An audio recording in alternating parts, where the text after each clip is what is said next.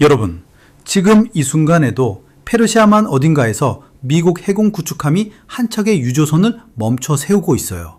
그 유조선에는 한국으로 향하던 원유가 가득 실려 있을 수도 있거든요. 오늘 우리가 다룰 주제는 단순한 중동 뉴스가 아니에요. 지금 벌어지고 있는 이 사태가 여러분의 주유소 기름값, 장바구니 물가, 심지어 직장까지 뒤흔들 수 있는 초대형 지정학적 폭탄이거든요. 2026년 4월 13일, 트럼프 대통령이 전 세계를 향해 선언했어요. 미국 동부 시간 오전 10시, 한국 시간으로 그날 밤 8시부터 미 해군이 호르무즈 해협을 봉쇄하겠다고요. 그것도 이란이 막은 걸 열어달라고 요구하던 바로 그 해협을 이번엔 미국이 직접 틀어 막겠다는 거예요. 역봉쇄, 말 그대로 역발상이죠. 문제는 이 역봉쇄가 이란을 압박하려는 건데 정작 가장 큰 타격을 받는 건 우리 한국이라는 사실이에요. 한국이 수입하는 원유의 95%, 95%가 호르무즈를 통해 들어와요. 그 길이 완전히 막히면 어떻게 될까요? 오늘 이 영상 하나로 여러분은 이 사태의 시작부터 현재 상황, 앞으로의 3가지 시나리오, 그리고 우리 한국이 어떤 선택의 기로에 서 있는지까지 완전히 이해하게 될 거예요. 안녕하세요. 이슈 딥다이브입니다. 지정하기 어렵게 느껴지시는 분들 많으시죠? 그런데 오늘 이 영상이 끝나고 나면 왜 트럼프가 스스로도 모순된 것처럼 보이는 역봉쇄를 결정했는지, 이란이 왜 버티고 있는지, 그리고 우리나라 정부가 왜 이 사태 앞에서 손발이 묶인 것처럼 보이는지 전부 납득이 될 거예요. 자, 그럼 시작해 볼게요. 첫 번째 챕터, 이 모든 것의 시작점으로 돌아가겠습니다. 2026년 2월 28일 오후, 페르시아만을 항해하던 여러 나라의 선박들이 갑자기 이상한 무선 신호를 수신했어요. 이란 혁명수비대 해군, 영어로 IRGC가 VHF 무선 주파수로 방송을 송출한 거예요. 내용은 간단했어요. 호르무즈 해협 통과를 금지한다. 딱 이 한마디였거든요. 법적 구속력이 있는 공식 선언도 아니었어요. 유엔 해양법 협약 어디에도 이란이 호르무즈를 일방적으로 막을 권리는 없거든요. 그런데 이게 웃긴 게 뭐냐면 법적 효력이 없는 무선 방송 하나가 실제로 전 세계 에너지 시장을 발칵 뒤집어 놨다는 거예요. 그 시점에 WTI 원유 가격이 배럴당 60달러 후반대였어요. 호르무즈 통항 제한 소식이 퍼지자마자 75달러까지 치솟았어요. 단 며칠 사이에 10% 이상 오른 거예요. 그리고 3월 9일 전쟁 개시 열흘도 안 돼서 WTI가 111달러를 찍었어요. 이 숫자 기억해 두세요. 나중에 다시 나올 거거든요. 그런데 여기서 잠깐. 우리는 이란이 왜 호르무즈를 막으려 했는지 이해해야 해요. 이걸 모르면 역봉쇄의 논리도 절반밖에 이해가 안 되거든요. 이란은 2025년 말부터 미국과 이스라엘의 군사 압박을 받아왔어요. 핵시설 공격, 혁명수비대 사령관 제거, 대이란 제재 강화. 이란 입장에서는 자신들이 보유한 가장 강력한 지렛대가 바로 호르무즈 해협이에요. 전 세계 석유 해상 수송량의 21%가 이 폭 55km짜리 병목 수로를 통과하거든요. 매일 2100만 배럴이에요. 이란 입장에서는 이 카드를 꺼내는 순간 미국이 세계 경제에 미치는 타격 때문에 협상 테이블로 나올 수밖에 없다고 계산했던 거예요. 그런데 트럼프는 달랐어요. 트럼프의 계산은 이랬어요. 좋아, 네가 세계를 인질로 잡겠다고? 그럼 나는 역으로 이란 너를 인질로 잡겠어. 그게 바로 역봉쇄의 탄생 배경이에요. 두 번째 챕터, 역봉쇄의 논리와 모순. 4월 13일 오전 미국과 이란은 22시간에 걸친 마라톤 협상을 진행했어요. 22시간이에요. 하룻밤을 꼬박 세워서 협상을 했는데 결국 합의에 실패했어요. 그 직후 트럼프 대통령은 트루스 소셜에 글을 올렸어요. 내용은 이랬어요. 우리는 어떤 국가가 전 세계를 상대로 협박하거나 공갈을 일삼도록 내버려 둘 수 없습니다. 이란이 실제로 협박을 하고 있는데 우리는 그냥 두지 않을 겁니다. 그리고 미국 동부 시간 4월 13일 오전 10시, 한국 시간 밤 8시부터 봉쇄 조치가 발효됩니다. 역봉쇄의 작동 방식을 설명드릴게요. 이란이 호르무즈를 통해 세계로 나가는 선박을 막았다면 미국은 호르무즈를 통해 이란으로 들어오는, 그리고 이란에서 나오는 모든 선박을 막겠다는 거예요. 특히 이란의 원유를 사가는 가장 큰 고객인 중국을 겨냥한 거예요. 이란은 현재 하루 130만에서 140만 배럴의 원유를 중국에 팔고 있어요. 이게 이란의 핵심 수입원이에요. 이 자금줄을 끊겠다는 거죠. 트럼프는 4월 29일 악시오스 인터뷰에서 이렇게 말했어요. 해상 봉쇄가 폭격보다 다소 더 효과적입니다. 그들은 숨이 막혀 죽어가는 돼지 같습니다. 상황은 그들에게 더 나빠질 것이에요. 그들은 핵무기를 가질 수 없어요. 굉장히 직설적인 표현이죠. 실제로 이란 경제는 지금 극심한 압박을 받고 있어요. 이란 화폐인 리알의 가치가 폭락하면서 대규모 반정부 시위까지 시작됐거든요. 이란 내부에서도 협상파와 강경파인 혁명 수비대 사이에 균열이 생기고 있는 상황이에요. 그런데 여기서 많은 사람들이 놓치는 역설이 있어요. 미국 내에서도 역봉쇄를 두고 도저히 이해 불가라는 반응이 나왔거든요. 민주당 마크 워너 상원의원이 CNN 인터뷰에서 이렇게 말했어요. 호르무즈 해협을 봉쇄하는 것이 과연 어떻게 이란을 압박해서 다시 열게 만들 수 있다는 것인지 저는 도저히 이해할 수 없습니다. 왜 이게 모순처럼 보이냐면 원래 트럼프는 이란한테 호르무즈 열어라 라고 요구했던 입장이었어요. 그런데 이제 미국도 호르무즈를 막겠다는 거잖아요. 이란이 막은 걸 비판하던 바로 그 사람이 이번엔 자기도 막겠다는 거예요. 앞뒤가 맞지 않는다는 비판이 나오는 게 당연해요. 하지만 트럼프의 계산은 이거예요. 이란이 호르무즈를 막으면 전 세계가 피해를 보지만 이란도 아무 이득이 없어요. 왜냐면 이란도 원유를 수출해야 하는데 자기들이 막은 해협으로는 수출을 못 하잖아요. 이란 입장에서 호르무즈 봉쇄는 사실 총구를 자기 발에 겨누는 것과 마찬가지예요. 이란의 최대 원유 수출 터미널인 카르그 섬도 결국 이 해협을 통해야 하거든요. 역봉쇄는 이 논리를 극대화하는 거예요. 이란이 막아서 이미 손해를 보고 있는데 거기다 미국까지 막으면 이란은 돈 한 푼도 못 버는 완전 포위 상태가 되는 거죠. 그래서 나무위키의 정리가 이걸 잘 요약하고 있어요. 미국의 역봉쇄로 이란 수비대가 유조선과 컨테이너선을 무차별로 공격하기 시작할 정도로 내부 분열이 매우 심각해졌다고요. 이란이 패닉에 빠졌다는 신호예요. 세 번째 챕터. 한국은 왜 이 사태의 가장 큰 피해자인가? 자, 이제 우리 이야기를 해야 해요. 왜 이 먼 나라의 해협 싸움이 서울 시내 주유소 가격에까지 영향을 미치는 건지 데이터로 설명드릴게요. 숫자 하나만 기억하세요. 95%. 한국이 수입하는 원유의 95%가 호르무즈 해협을 통과해요. 단 하나의 수로예요. 폭이 55km밖에 안 되는 비행기로 고작 3분이면 건너는 그 좁은 바닷길 하나에 우리 에너지 안보 전체가 달려 있어요. 한국의 에너지 자금률이 몇 %인지 아세요? 4%예요. 사실상 제로에 가까워요. 우리는 에너지의 96%를 해외에서 사와야 살아갈 수 있는 나라예요. 일본이나 중국도 에너지를 많이 수입하지만 한국의 호르무즈 의존도는 특히 더 극단적인 수준이에요. 이게 현실에서 어떻게 나타나냐면 호르무즈 사태가 터진 이후 국제 유가의 흐름을 보면 돼요. 2026년 초 배럴당 63달러였던 WTI가 3월에 111달러를 찍었어요. 4월 역봉쇄 선언 이후 브렌트유는 배럴당 105달러를 돌파했어요. 역봉쇄 직후에는 순간적으로 100달러를 넘기도 했거든요. 유가가 배럴당 10달러 오르면 한국의 연간 석유 수입 비용이 약 10조 원 증가해요. 10달러에 10조 원이에요. 지금처럼 40달러 이상 오른 상황이면 단순 계산만 해도 한국의 연간 에너지 비용 추가 부담이 40조 원 수준에 달해요. 이게 얼마나 큰 숫자냐면 우리나라 전체 교육 예산과 맞먹는 수준이에요. 산업연구원은 봉쇄가 3개월 이상 지속될 경우 한국 제조업 평균 생산비가 11.8% 상승할 거라고 추산했어요. 전 산업 평균으로도 9.4%가 올라요. 이게 뭘 의미하냐면 삼성전자든 현대자동차든 LG화학이든 공장 돌리는 데 드는 비용이 갑자기 10% 가까이 올라가는 거예요. 이 비용은 어디로 갈까요? 결국 소비자 가격에 반영되거나 아니면 기업 수익성이 악화되거나 둘 중 하나예요.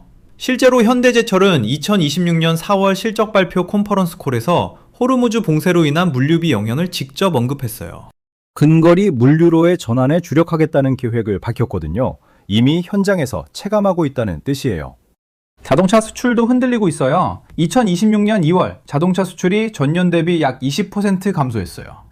유가 상승과 글로벌 경기 불안이 맞물리면서 북미와 신흥국에서 차량 구매가 줄어드는 거예요. OECD는 이번 사태로 한국의 2026년 경제 성장률이 기존 전망치 2.1%에서 1.7%로 떨어질 거라고 봤어요. 이 하락폭이 주요국 가운데 가장 크대요. 우리가 가장 큰 타격을 받는 나라라는 거예요. 대외정제정책연구원 KIEP는 이런 전망까지 내놓았어요. 전쟁이 조기에 끝나더라도 국제유가는 전쟁 전 수준인 배럴당 63달러로 다시 돌아오지 않을 거라고요. 조기 종된 시나리오에서도 90달러 수준, 봉쇄가 장기화되면 117달러까지 치솟을 수 있다는 거예요. 그리고 최악의 경우 전문가들은 170달러에서 200달러까지도 갈 수 있다고 경고해요. 이걸 여러분의 일상으로 번역해 드릴게요. 현재 서울 평균 휘발유 가격이 리터당 얼마인지 아시죠? 유가가 배럴당 100달러를 넘으면 리터당 1,800원 돌파는 기본이에요. 이게 150달러, 170달러로 간다면요? 리터당 2,500원을 넘을 수도 있어요. 그리고 기름값이 오르면 뭐가 올라요? 배달비, 택배비, 대중교통요금, 항공권, 편의점 식품 가격, 에너지는 모든 물가의 기반이거든요. 지금 잠깐 멈춰보면 우리가 이 영상 초반에 던진 질문이 떠오르죠? 트럼프의 역봉쇄. 이게 진짜 이란을 무너뜨리기 위한 수단인지 아니면 더 큰 게임의 일부인지. 그리고 한국은 이 상황에서 도대체 어떤 선택을 해야 하는 건지 다음 챕터에서 계속할게요. 네 번째 챕터, 트럼프는 왜 핵협상을 선결 조건으로 내세우는가? 이 부분이 이 사태의 진짜 핵심이에요. 표면적으로는 호르무즈 해협 봉쇄와 역봉쇄라는 군사적 충돌처럼 보이지만 트럼프가 진짜 원하는 건 따로 있거든요. 트럼프 대통령은 4월 29일 악시오스 인터뷰에서 이렇게 말했어요. 그들은 해결을 원한다. 내가 봉쇄를 계속하는 것을 원치 않는다. 하지만 나는 그들이 핵무기를 갖는 것을 원치 않기 때문에 봉쇄를 해제하고 싶지 않다. 이란이 제안한 협상 방식을 먼저 이해해야 해요. 이란은 파키스탄을 중재국으로 내세워서 3단계 로드맵을 제시했어요. 1단계로 미국과 이스라엘의 군사 공격을 먼저 끝내고 2단계로 호르무즈 해협을 함께 개방하고 3단계로 핵 프로그램을 논의하자는 거예요. 순서가 핵심이에요. 전쟁 먼저 끝내고 그 다음에 핵 얘기하자는 거거든요. 트럼프는 이걸 거부했어요. 처음부터 핵 문제를 다뤄야 한다는 이유로요. 폭스뉴스 인터뷰에서는 더 직설적으로 말했어요. 그들이 무엇을 해야 하는지는 알고 있다. 매우 단순하다. 핵무기를 가질 수 없다는 것. 여기서 우리가 이해해야 할 게 있어요. 이란이 핵무기를 갖게 되면 중동 지형이 근본적으로 바뀌어요. 이스라엘은 물론이고 사우디아라비아, UAE, 이집트도 핵 무장 경쟁에 뛰어들 거예요. 중동 전체가 핵 보유국들의 각축장이 되는 거예요. 트럼프 입장에서는 이 사태를 역봉쇄라는 극단적 압박 수단을 써서라도 이란의 핵 포기를 받아내는 역사적 협상의 기회로 보고 있는 거예요. 그런데 문제는 이란 내부예요. 이란은 단일한 의사결정 구조가 아니에요. 크게 보면 두 파가 싸우고 있어요. 마수드 페제시키안 대통령으로 대표되는 협상파, 그리고 혁명수비대 IIGC를 중심으로 한 강경파예요. 협상파는 경제가 무너지고 있으니 빨리 타협해야 한다는 입장이에요. 강경파는 이 상황에서 핵을 포기하면 이란은 리비아 카다피 꼴이 난다는 논리로 버티고 있어요. 실제로 카다피 전 리비아 국가원수의 사례는 중동 지도자들에게 강력한 트라우마로 남아 있어요. 2003년 카다피는 핵과 화학무기 프로그램을 포기하고 미국과 화해했어요. 그로부터 8년 후 카다피는 나토의 공습을 받고 민중 봉기 속에서 사망했어요. 핵을 포기하면 체제를 지켜주지 않는다는 걸 눈앞에서 증명한 사례거든요. 이란 강경파는 이 교훈을 뼛속 깊이 새기고 있어요. 그래서 이란의 협상 카드가 극도로 제한되어 있는 거예요. 핵을 포기하면 체제가 무너질 수 있다는 공포, 그렇다고 계속 버티면 경제가 무너지는 현실. 이 사이에 끼어 있는 거예요. 4월 8일, 잠깐 신락 같은 희망이 보이는 듯 했어요. 트럼프의 최후 통첩, 시한이 끝나기 직전에 미국과 이란 사이에 2주 휴전이 성사됐거든요. 호르무즈 해협 완전 개방을 전제로 한 2주짜리 숨 고르기였어요. 트럼프는 쟁점 대부분이 합의됐다고 낙관적인 전망을 내놓기도 했어요. 그런데 이 2주 휴전이 끝나기도 전인 4월 13일, 다시 협상이 결렬됐어요. 그리고 바로 그날 역봉쇄 선언이 나온 거예요. 협상 실패, 그리고 즉각적인 군사적 압박의 확대. 이게 트럼프의 협상 스타일이에요. 모든 것 아니면 아무것도 아닌 방식이죠. 5번째 챕터, 중국이라는 변수. 이 사태에서 중국의 역할을 빼놓을 수 없어요. 왜냐면 미국의 역봉쇄가 겨냥하는 실질적 표적 중 하나가 사실 중국이거든요. 이란이 원유를 팔 수 있는 가장 큰 고객이 중국이에요. 이란산 원유의 90% 이상이 중국으로 가요. 미국이 이란산 원유에 대한 제재를 부과했어도 중국은 그냥 사왔어요. 달러 결제 대신 위안화로 제3국 중개를 통해서요. 그러니까 미국 입장에서는 중국이 이란의 생명줄을 연장시켜주고 있는 셈이에요. 트럼프는 역봉쇄 선언을 하면서 중국을 향해 강력한 경고를 날렸어요. 이란에 전쟁 물자를 보내는 나라에 50% 관세를 부과하겠다고요. 미중 무역전쟁이 한창 진행 중인 상황에서 추가로 50% 관세를 맞겠느냐, 이런 압박인 거예요. 근데 중국의 딜레마도 만만치 않아요. 중국은 이란산 원유를 통해 에너지를 확보하는 동시에 중동에서의 영향력을 유지하고 있거든요. 이란이 무너지면 중동에서 미국 주도의 질서가 더 강화되는 건데 그건 중국이 원하지 않는 시나리오예요. 반면 미국의 역봉쇄에 정면으로 맞섰다가 추가 관세를 맞으면 이미 미중 무역 분쟁으로 타격을 입고 있는 중국 경제에 더 큰 부담이 돼요. 중국은 지금 이 사이에서 아슬아슬하게 줄타기를 하고 있어요. 여기서 흥미로운 구도가 나와요. 미국이 역봉쇄로 이란을 압박하면서 동시에 중국에 대한 관세 위협까지 가하는 건 이 전쟁을 단순한 미-이란 갈등이 아니라 미중 패권 경쟁의 연장선상에서 보겠다는 신호예요. 실제로 이란의 호르무즈 봉쇄는 중동산 원유에 의존하는 중국과 일본, 한국, 인도 같은 아시아 국가들에게도 직격탄이에요. 이 나라들은 미국의 역봉쇄로 인해 이란에 매달릴 이유가 줄어들고 미국 주도의 에너지 안보 체계로 끌려올 수 있어요. 트럼프는 이 지정학적 재편까지 계산하고 있는 거예요. 6번째 챕터, 한국의 딜레마. 파병인가 중립인가. 자, 이제 한국이 처한 가장 고통스러운 현실로 돌아와야 해요. 트럼프 대통령은 4월 1일 백악관 부활절 오찬 행사에서 공개적으로 불만을 털어놓았어요. 호르무즈 해협 관리를 유럽과 아시아 국가들이 하도록 하겠다면서 한국에 대해 이렇게 말했어요. 한국은 도움이 되지 않았다. 그러면서 주한미군 숫자를 또 부풀리는 발언도 했어요. 미국은 호르무즈 해협 관리에 경제적 영향을 가장 크게 받는 나라들이 기여해야 한다고 보고 있어요. 특히 원유의 95%를 호르무즈로 들여오는 한국은 사실 가장 먼저 해군을 파견해야 하는 나라처럼 보여요. 논리적으로는요. 그런데 한국의 입장은 복잡해요. 일단 이란과의 관계를 생각해야 해요. 한국은 이란에 약 70억 달러 상당의 동결 자금이 있었고 이란과의 교역 관계도 있어요. 이란을 직접 적으로 규정하는 군사작전에 참가하는 건 외교적으로 큰 부담이에요. 더 중요한 건 중국 변수예요. 한국은 최대 교역국이 중국인데 미국이 주도하는 이란 포위망에 적극 가담했다가 중국의 경제 보복을 받을 수 있어요. 사드 사태 때 중국이 한국에 가했던 경제 보복을 우리는 생생하게 기억하고 있잖아요. 이재명 대통령은 2026년 4월 3일 프랑스와의 정상회담에서 호르무즈 해협 내 안전한 해상 수송로 확보를 위해 협력하겠다는 의지를 확인했다고 밝혔어요. 애매하죠. 군사 파병을 명시하지 않고 협력이라는 표현을 쓴 거예요. 청해부대는 비상 대기 상태에 들어갔어요. 한국 국적 선박 26척이 해협에 있었고 현재까지 별다른 피해는 없는 것으로 파악됐어요. 하지만 사태가 장기화되면 청해부대의 역할 확대 압박은 피하기 어려울 거예요. 문제는 우리가 어느 쪽 선택을 해도 부담이라는 거예요. 파병을 하면 중국과의 관계가 악화될 수 있고 이란이 한국 기업들에 대한 보복 조치를 취할 수 있어요. 파병을 하지 않으면 트럼프의 압박이 더 세져요.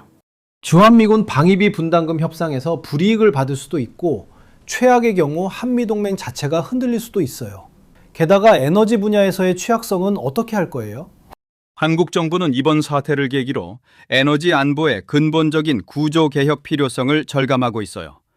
95%를 하나의 수로에 의존하는 구조는 사실 국가 안보상 심각한 취약점이거든요. 하지만 이 구조를 바꾸는 건 하루아침에 될 일이 아니에요. 7번째 챕터, 역사가 가르쳐준 것들. 1970년대 오일 쇼크의 교훈. 이 지점에서 역사를 돌아보는 게 중요해요. 지금 상황은 사실 1973년 오일 쇼크와 놀라울 정도로 닮아 있거든요. 1973년 10월 이스라엘과 아랍 국가들 사이에 욤키푸르 전쟁이 터졌어요. 이스라엘을 지원한 미국의 반발에서 아랍 산유국들이 석유 수출을 금지했어요. 오아펙 금수 조치예요. 결과가 어땠냐면 국제유가가 3개월 만에 4배가 올랐어요. 배럴당 3달러였던 게 12달러가 됐어요. 미국에서는 주유소마다 기름을 사려는 줄이 수백 미터씩 늘어섰어요. 기름을 아끼기 위해 고속도로 제한 속도를 시속 55마일로 낮췄어요. 유럽에서는 자동차 없는 일요일 캠페인이 등장했고 일부 국가는 배급제까지 검토했어요. 그리고 한국은요, 1973년과 1979년 두 번의 오일 쇼크를 거치면서 한국은 혹독한 경험을 했어요. 특히 당시 경공업 중심에서 중화학공업으로 산업을 전환하던 시기에 에너지 가격 폭등이 겹쳐 심각한 경제 위기를 겪었어요. 그 트라우마가 있어서 한국은 비축유 제도를 도입하고 에너지 효율을 높이는 방향으로 산업 구조를 바꿔왔어요. 그런데 2026년 현재 한국이 직면한 상황은 1973년보다 더 복잡해요. 첫째, 우리는 그때보다 훨씬 더 에너지 집약적인 산업 구조를 갖고 있어요. 반도체 공장, 전기차 배터리 공장, 이 모든 게 엄청난 전력을 먹어요. 둘째, LNG 의존도가 높아졌어요. 원력 생산의 상당 부분을 LNG에 의존하는데 호르무즈를 통한 LNG도 약 20%예요. 셋째, 1973년에는 없었던 디지털 경제 취약성이 있어요. 에너지 공급이 불안정해지면 데이터 센터, 통신망, 금융 시스템까지 흔들릴 수 있어요. 국제에너지기구 IEA는 이번 호르무즈 봉쇄 사태를 현대 역사상 최대 규모의 원유 시장 공급 충격으로 규정했어요. 1973년보다 더 크다는 거예요. 1973년에는 원유 자체가 부족해서 문제였다면 지금은 원유는 있는데 수송 공급망이 붕괴되는 구조적인 충격이라는 점에서 더 까다롭다는 거예요. 이유도 마찬가지예요. 파이낸셜 타임스가 보도한 바에 따르면 EU는 중동 분쟁으로 촉발된 에너지 위기에 대응해 연료 배급제와 전략 비축유 추가 방출을 포함한 모든 가능한 수단을 검토 중이에요. 배급제, 1970년대 이후 처음으로 이 단어가 다시 나오고 있어요. EU가 중동에서 정제연료인 디젤과 항공유를 각각 40% 이상 조달하고 있는데 이 공급망이 직격탄을 맞았어요. 항공유와 디젤은 전기차나 가스로 당장 대체할 수 없는 제품이에요. 비행기는 배터리로 안 날거든요. 화물차는 아직 전기화가 충분히 안 됐고요. 역사에서 배울 수 있는 교훈이 뭐냐면 에너지 위기는 단순히 기름값이 오르는 문제가 아니라는 거예요. 물가 전반이 오르고 기업들의 수익성이 악화되고 소비가 위축되고 결국 경기 침체로 이어지는 연쇄 충격이에요. 그리고 이 충격에서 회복하는 데는 훨씬 더 오랜 시간이 걸려요. 여기까지 오셨다면 여러분은 이미 이 사태의 핵심 구조를 90% 이상 이해하신 거예요. 이제 가장 중요한 파트, 앞으로 어떻게 될 것인가? 세 가지 시나리오를 살펴볼게요. 어떤 시나리오가 현실이 될지에 따라 우리의 경제와 일상이 완전히 달라지거든요. 8번째 챕터, 세 가지 시나리오. 한국의 미래는 어디로? 자, 지금부터가 이 영상에서 가장 중요한 파트예요. 현재 상황을 바탕으로 앞으로 펼쳐질 수 있는 시나리오를 세 가지로 나눠서 설명드릴게요. 시나리오 1번, 단기 타협, 부분 개방.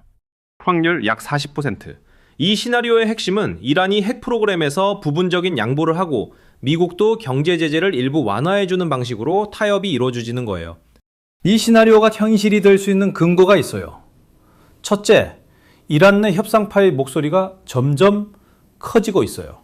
경제가 무너지고 화폐 가치가 폭락하고 물가가 치솟으면서 이란 국민들의 반정부 시위가 확산되고 있거든요. 혁명수비대 강경파도 자기들이 압박을 이겨낼 수 없는 상황이 되면 결국 협상 테이블로 나올 수밖에 없어요. 둘째, 트럼프도 역봉쇄를 무한정 지속할 수는 없어요. 미국 내에서도 유가 급등에 대한 불만이 커지고 있고 특히 다음 중간 선거를 의식하면 에너지 가격 상승은 큰 정치적 부담이에요. 트럼프는 이미 석유기업 임원들과 회동을 하며 에너지 가격 상승을 최소화하는 방안을 논의했어요. 셋째, 파키스탄, 오만, 러시아가 중재자 역할을 하면서 물밑 협상 채널이 유지되고 있어요. 이란이 3단계 로드맵을 제시했다는 것 자체가 협상 의지가 완전히 사라지지 않았다는 신호예요. 이 시나리오가 현실이 된다면 어떻게 될까요? 유가는 배럴당 90달러 수준에서 안정화될 가능성이 있어요. 한국 경제는 큰 충격 없이 회복 국면에 진입할 수 있어요. 하지만 핵 문제의 근본적 해결 없이 타협이 이루어지면 이란은 시간을 벌어서 다시 핵 프로그램을 추진할 거예요. 3년 후, 5년 후에 더 큰 위기가 올 수 있어요. 시나리오 2번. 장기 교착, 봉쇄 지속. 확률 약 45%. 솔직히 말씀드리면 제가 현재 가장 가능성이 높다고 보는 시나리오예요. 이 시나리오의 핵심은 미국과 이란이 타협점을 찾지 못한 채 역봉쇄 상태가 수개월 이상 지속되는 거예요. 호르무즈는 완전히 막히지는 않지만 극도로 불안정한 상태가 계속되는 거죠. 이 시나리오에 근거도 있어요. 트럼프는 핵 포기를 선결 조건으로 내세우고 있고 이란 강경파는 핵을 포기하면 카다피 꼴이 난다는 공포 때문에 물러설 수 없어요. 양쪽 모두 상대방이 먼저 양보하게 기다리는 치킨 게임 상태예요. 이 시나리오가 현실이 된다면 어떻게 될까요? 유가는 100달러에서 120달러 사이에서 변동성 높은 상태를 유지할 거예요. 한국의 물가는 지속적으로 상승 압박을 받아요. 산업연구원의 추산대로 제조업 생산 비용이 11% 이상 오르면서 기업들의 수익성이 악화돼요. 일부 기업들은 해외 이전이나 구조 조정을 검토하게 될 거예요.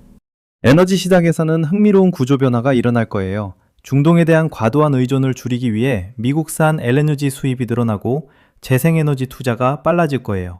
호주, 카타르 등 대한공급처 다변화가 가속화되겠죠. 장기적으로는 한국 에너지 안보 구조를 바꾸는 계기가 될 수 있어요. 그리고 지정학적으로는 한국이 미국 주도의 에너지 안보 체계 안으로 더 깊이 편입될 가능성이 있어요. 미국산 LNG를 더 많이 수입하고 호르무즈 해군 작전에 일정 부분 참여하는 방식으로요. 한미동맹이 경제동맹까지 확장되는 거예요. 시나리오 3번. 전면 확전, 최악의 경우 확률 약 15%.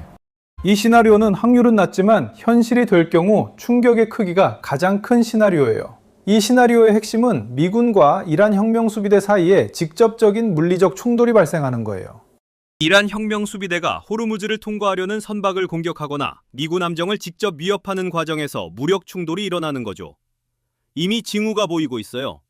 역봉쇄 이후 이란 수비대가 유조선과 컨테이너선을 무차별로 공격하기 시작했다는 보고가 나오고 있거든요. 내부 분열이 심화된 이란 혁명 수비대가 통제를 잃고 과잉 반응할 가능성을 배제할 수 없어요. 이 시나리오가 현실이 된다면 어떻게 될까요? 전문가들은 유가가 배럴당 170달러에서 200달러까지 갈 수 있다고 경고해요. 사우디아라비아는 이미 180달러까지 상승 가능하다는 전망을 내놓았어요. 사우디가 이 숫자를 공개적으로 말했다는 건 그만큼 상황을 심각하게 본다는 뜻이에요. 한국에는 어떤 일이 벌어질까요? 리터당 2,000원을 넘는 휘발유 가격, 전기요금 대폭 인상, 항공권 가격 폭등, 물류비 급증으로 인한 소비재 가격 전반의 상승. IMF가 전망한 글로벌 경제 성장률 2.5%는 물 건너가고 전 세계적인 스태그플레이션, 즉 성장은 멈추고 물가만 오르는 최악의 상황이 펼쳐질 수 있어요. 1970년대 오일 쇼크의 재현이에요.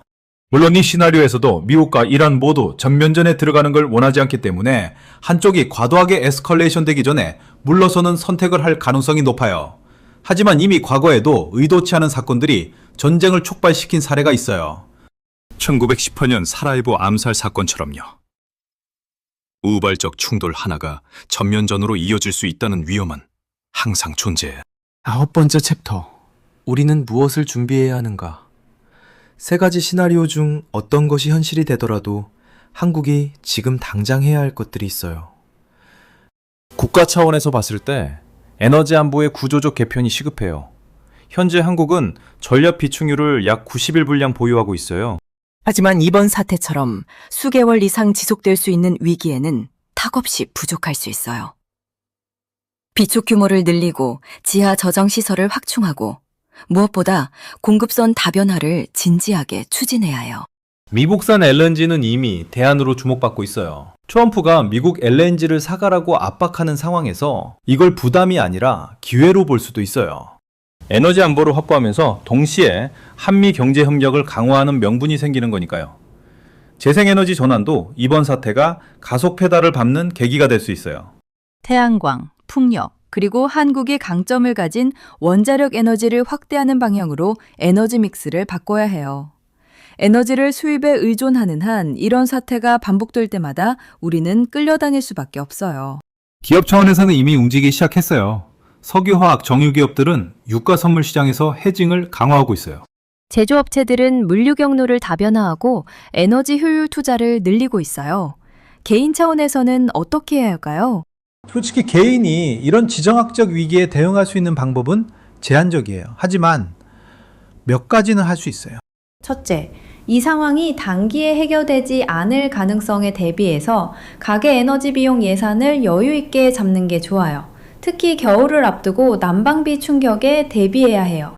둘째, 투자와 관점에서는 에너지 가격 상승의 수혜를 받을 수 있는 섹터도 있어요. 국내 방산 기업들, 재생에너지 기업들, 원자력 관련 기업들은 이 사태에서 오히려 기회를 찾을 수 있어요. 다만 이건 투자 조언이 아니에요. 개인의 상황에 맞게 판단하셔야 해요. 셋째, 이 사태를 계기로 우리나라의 에너지 안보에 대해 더 많은 관심을 가져야 해요.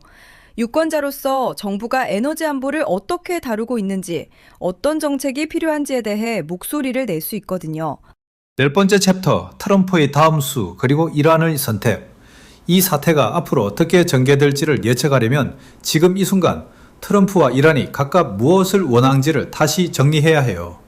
트럼프가 원하는 건 역사의 이름을 남길 이란 핵협정이에요. 2015년 오바마가 맺었던 JCPOA를 트럼프가 2018년에 파기했잖아요. 트럼프 입장에서는 오바마가 했던 것보다 더 강력하고 포괄적인 핵협정을 자기 임기 안에 만들고 싶은 거예요. 그게 트럼프 유산의 일부가 될 거라고 계산하는 거죠. 그런데 이걸 이루려면 이란이 진짜로 무릎을 꿇어야 해요. 혁명수비대가 핵 프로그램 포기를 받아들여야 해요. 그게 가능하려면 지금처럼 역봉쇄로 이란 경제를 쥐어짜는 수밖에 없다고 트럼프는 보고 있는 거예요. 이란이 원하는 건 체제 생존이에요. 이란 최고 지도자 하메네이와 혁명수비대 강경파는 어떤 상황에서도 핵 포기는 곧 체제 붕괴라고 믿고 있어요. 그러니까 경제가 아무리 힘들어도 핵만큼은 포기할 수 없다는 논리예요. 그러면 타협은 어떻게 가능하냐고요? 핵 포기가 아닌 핵 동결 내지 제한, 그리고 국제 사찰 허용이라는 방식에서 접점을 찾을 수 있어요. 이란이 핵을 완전히 포기하는 건 아니지만 핵무기 제조에 필요한 고농축 우라늄 생산을 중단하고 사찰을 받아들이는 거예요. 이걸 미국이 승리라고 포장할 수 있고 이란도 핵 개발 능력 자체를 없앤 건 아니니까 체면을 차릴 수 있어요. 문제는 이 타협에 도달하기까지 얼마나 걸리냐예요. 그 기간 동안 호르무즈는 불안정한 상태를 유지하고 유가는 높은 수준에 머물고 우리 정계는 그 비용을 고스란히 치르는 거예요. 한 가지 더 주목해야 할 변수가 있어요. 이스라엘이에요. 이스라엘은 이란의 핵 보유를 생존의 위협으로 보고 있어요. 네타냐후는 2월 11일 백악관 방문해서 트럼프에게 이란 핵시설에 대한 군사적 타격을 지지해달라고 요청했어요. 이스라엘이 단독으로 이란 핵시설을 공격하는 시나리오가 현실이 된다면 상황은 완전히 다른 국면으로 접어들어요. 그 경우 호르무즈 역봉쇄는 서막에 불과했다는 말을 하게 될 수도 있어요. 11번째 챕터 45일 후를 바라보며 여러분, 지금부터 45일 후를 상상해 보세요. 2026년 6월 중순이에요. 최선의 시나리오에서는 미 이란 간의 잠정 합의가 이뤄져 호르무즈가 다시 열리고 유가가 $90 수준으로 안정되기 시작해요. 주유소 기름값은 여전히 비싸지만 더 오르지는 않아요. 한국 기업들은 한숨을 돌리고 코스피는 반등을 시작해요. 중간 시나리오에서는 협상이 계속 지지부진한 가운데 유가는 $100에서 $120 사이를 오르내려요. 한국 물가는 계속 오르고 한국은행은 금리 인상 여부를 놓고 딜레마에 빠져요. 금리를 올리면 경기가 더 쉽고 안 올리면 물가가 더 오르거든요. 최악의 시나리오에서는 이란 혁명수비대가 미군 함정을 향해 미사일이나 드론을 발사하는 사건이 발생해요. 미군이 보복 공격을 하고 상황은 걷잡을 수 없이 확전돼요. 유가는 $150를 향해 달려가고 전 세계 주식시장은 폭락해요. 지금 이 순간 우리는 세 갈래 길 앞에 서 있어요. 어떤 길로 가는지는 워싱턴과 테헤란의 협상 테이블에서 결정돼요. 우리는 그 결과를 그대로 받아야 해요. 그래서 중요한 건 뭐냐면 이 사태를 남의 일로 보지 않는 거예요. 호르무즈 해협 봉쇄가 주유소 기름값을 올리고 공장 생산 비용을 높이고 우리 월급의 실질 가치를 떨어뜨리는 우리의 문제라는 인식을 갖는 게 중요해요. 그래야 정부가 어떤 선택을 해야 하는지, 우리가 에너지 안보를 어떻게 확보해야 하는지에 대해 제대로 된 논의가 시작될 수 있어요. 에너지 안보는 군사 안보만큼이나 중요해요. 아니, 어떤 의미에서는 더 직접적으로 우리의 일상에 영향을 미치는 안보예요. 미사일이 서울 상공에 날아오는 건 멀게 느껴지지만 기름값이 오르는 건 매일 체감하는 거잖아요. 자, 이제 이 영상을 시작할 때 제가 던진 질문으로 돌아가 볼게요. 지금 이 순간에도 미국 해군 구축함이 한 척의 유조선을 멈춰 세우고 있어요. 왜 그럴까요? 표면적으로는 이란을 압박해 핵 포기를 받아내기 위해서예요. 하지만 더 깊이 들여다보면 이건 21세기 미 이란 대결의 결정적 장면이에요. 그리고 이 결정적 장면에서 한국은 방관자가 아니라 핵심 피해 당사자예요. 이 사태의 결말이 어떻게 나더라도 우리가 얻어야 할 교훈은 분명해요. 하나의 수로에 국가 에너지의 95%를 의존하는 구조는 바꿔야 한다는 거예요. 그리고 지정학적 위기가 닥쳤을 때 한국이 어떤 선택을 할 것인가에 대해 미리 준비된 답을 갖고 있어야 한다는 거예요. 오늘 영상 어떠셨나요? 지정학이 이렇게 우리 일상과 맞닿아 있다는 게 새삼 실감되시죠? 이 사태는 아직 현재 진행형이에요. 앞으로 상황이 어떻게 바뀌든 이슈 딥다이브에서 계속 깊이 있게 다뤄드릴게요. 이번 영상이 도움이 되셨다면 좋아요와 알림 설정 부탁드려요. 여러분의 관심과 반응이 저에게 더 좋은 컨텐츠를 만들 수 있는 힘이 돼요.